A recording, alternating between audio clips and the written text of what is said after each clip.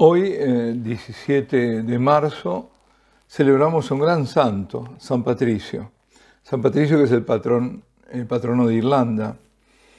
Y vale la pena hacer un comentario, recordar cómo fue su vida, una vida absolutamente ejemplar. Como cada santo, la vida y la ejemplaridad y la santidad es única. Y esa es la riqueza también de nuestra Iglesia y la demostración de su autenticidad. San Patricio nació en Bretaña, en la Bretaña romana. No se sabe bien el año, probablemente hacia el año 385, en una familia cristiana. Su padre era diácono de la comunidad y también poseía una granja en los alrededores. Patricio pasó su infancia, su adolescencia, serenamente, recibió una educación elevada y cuando tenía 15, 16 años, estando de vacaciones en la granja de su padre, lo inesperado. Es hecho prisionero junto con otras miles de víctimas por piratas irlandeses. Estamos, de nuevo, ¿no? Estamos alrededor del 400, alrededor del año 400. Acaba de terminar el siglo IV, estamos ya entrando en el V, ¿no? Y es cuando es prisionero. Y lo llevan a la costa norte de Irlanda, de la isla, donde es vendido como esclavo. Y ahí trabaja como esclavo. Tiene un amo, él se dedica a pastorear ovejas, una vida dura, además con esa juventud, habiendo perdido la libertad, encontrándose en una tierra extranjera con un idioma rarísimo, una lengua que no entendía, la soledad con los animales. Hicieron que todo eso fuera horrible, evidentemente horrible para él. Esa tierra verde, irlandesa. Y entonces intenta escapar. 2 veces intenta escapar, pero sin éxito. Está como esclavo 6 años. Y poco a poco, cuando comienza a ver, ¿no?, a enterarse un poco, a conocer las costumbres de sus amos, aprendiendo el idioma, realmente difícil, el irlandés es un idioma de estos raros, ¿no? Y se da cuenta que los irlandeses no eran tan toscos como parecían al comienzo. Tenían una organización de tipo tribal, tribus, y las relaciones entre familias y tribus estaban llenas de respeto mutuo. No eran cristianos, para nada, eran paganos. Seguían adorando a los ídolos, pero él no podía hacer nada, siendo esclavo, ¿qué iba a hacer? Estaba cada vez más convencido de que tenía que escapar. Y entonces en un tercer intento lo logra. Aborda un barco, con el permiso del capitán, y después de 3 días de navegación desembarca en una costa desierta de la Galia. Era la primavera del año 407. Y camina con otros durante 28 días hasta que se agotan las provisiones. Entonces, estos hombres, que eran todos paganos, le dicen a Patricio, que sabía que era cristiano, que rezara a su Dios por todos ellos.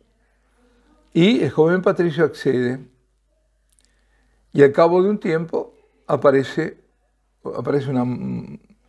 cerdos, ¿no?, una piara, y ahí se alimentan. Regresa con su familia y Patricio tiene un sueño que los irlandeses lo estaban llamando. Entonces ahí interpreta esto, y lo interpreta bien, como una llamada de Dios al apostolado, a ir a esas tribus en misión que aún eran paganas. Y tuvo además algunas experiencias místicas. Entonces, ¿qué hace? Decide hacerse clérigo y decide ir a convertir a Irlanda, al pueblo de Irlanda, Vuelve a la Galia, Francia, y con Germán, que es un santo obispo de Auxerre, continúa sus estudios, él está con él, es ordenado diácono, quiere ir a Irlanda, los superiores no estaban convencidos. En el año 431 hay un obispo que es enviado a Irlanda por el Papa Celestino I, con la tarea de organizar una diócesis para los que ya estaban convertidos al cristianismo, algunos sí habían. Él, mientras completa sus estudios, se retira durante un tiempo a un famoso monasterio de Lerins, frente a la Provenza, en el sur de Francia, para asimilar la vida monástica. Él quiere ver cómo viven los monjes y ser monje también. Es decir, ser monje. Estaba convencido de que con el carisma de ese podría implantar la iglesia entre los irlandeses, que lo llamaban en esa época celtas y escoceses. También va a Italia, va a unas islas que están situadas frente a la Toscana, para visitar pequeños monasterios y comprender el método que utilizaban los monjes para convertir a los isleños. Parece que fue consagrado obispo y nombrado sucesor del otro obispo que había ido ahí. Y es probable que llegara a la isla hacia el 432, en esa época. Hay una confusión, si a veces confunde Patricio con Palladio, porque Palladio se llama Patricio también. Pero el hecho es que él está ya ahí y su método de evangelización funciona. Claro, está la gracia de Dios, ¿no? Es eficaz. Estos irlandeses estaban, como se llamaban celtas y escoceses, pero eran irlandeses, estaban agrupados en un gran número de tribus y formaban este número de tribus pequeños estados soberanos. Entonces cada estado, digamos, tenía un rey, por lo que necesitaba el favor del rey de cada territorio para tener permiso para predicar y también protección cuando hacía sus viajes. ¿Qué hizo? Él le hacía muchos regalos a la realeza, a estos reyes, y también a los dignatarios. Pero el dinero era dinero suyo. Sacaba de la venta las fincas paternas, digamos, que había heredado, y no pedía nada a los fieles, a estos fieles conversos, para evitar que pensaran mal, ¿no? La conversión de estos reyes y estos nobles siempre ha sido un poco así, ¿no? Lo que se ha buscado es que las cabezas, convertirlas, porque después los súbditos se convierten. Entonces, eso fue lo que hizo Patricio. Y esas conversiones de reyes, de nobles, llevó a la conversión de los súbditos. Él es el que introduce en Irlanda el monacato, que hacía poco que había surgido en Occidente. El monacato viene de Oriente, pero acordémonos, es San Benito, ¿no? Ahí está. Y hay muchos jóvenes que se unen con entusiasmo y comienzan a florecer conventos de monjes y de monjas, de vírgenes. No todo fue fácil para él, como siempre. La labor apostólica nunca es fácil. El Señor lo prometió, ¿no? Nos dará cientos de hermanos, hermanas, casas, todo, pero también persecución. Pues bien, ¿qué pasaba? Que, como siempre ocurre, los mayores se resistían a dejar el paganismo.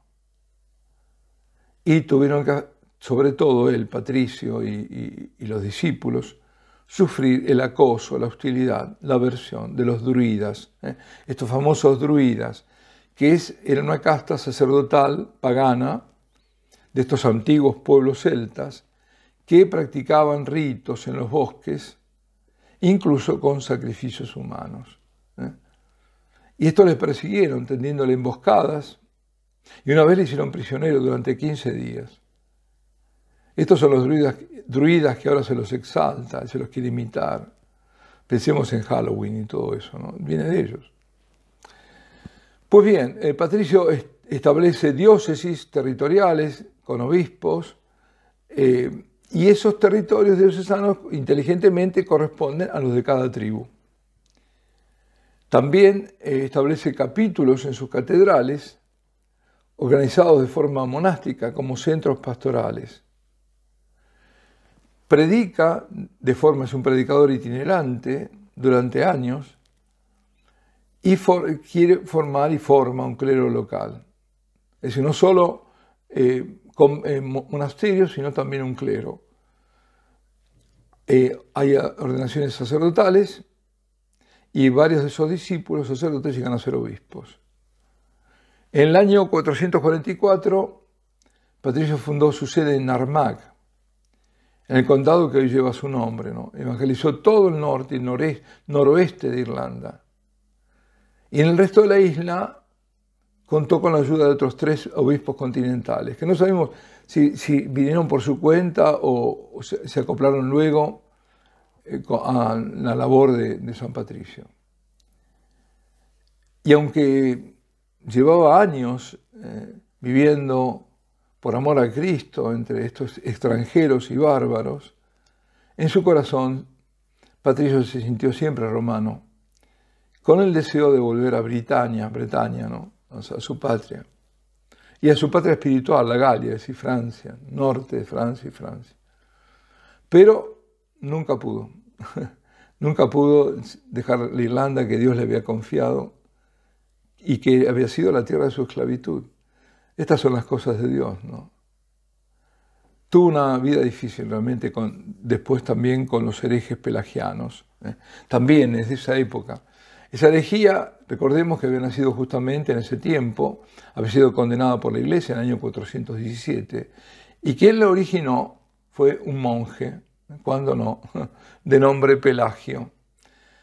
Veamos que siempre las herejías vienen de dentro de la Iglesia, de aquellos que están con nosotros, pero no son de los nuestros, como diría, como escribe San Juan.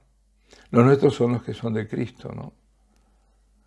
Este pelagianismo negaba la transmisión del pecado original, es decir, que hubo un pecado original que nosotros nos influye. No, para ellos decía no había tal, sino que había un pecado personal de Adán. Había pecado, pero no se transmitía. Y negaba la gracia para salvarse. Solo era necesario obrar bien, buenas obras de acuerdo a las enseñanzas de Jesús. Yo me salvo por las obras. Bueno, incluso habían recurrido a la calumnia, ¿no? Para no dejarlo avanzar.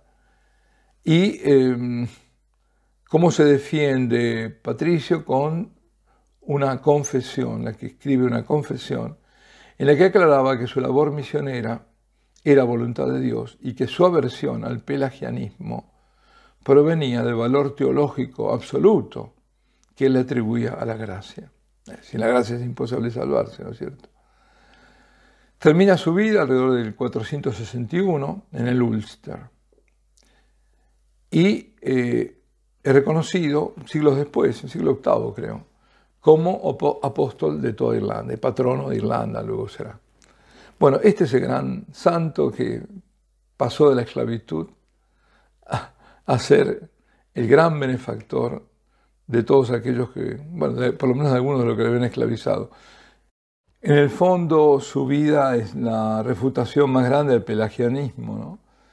Porque es la obra de la gracia en él que hizo que perdonara, evidentemente perdonó a sus esclavistas, y que hizo de este hombre, además, un gran santo. Alabado sea Jesucristo, Ave María Purísima, San Patricio, ruega por nosotros.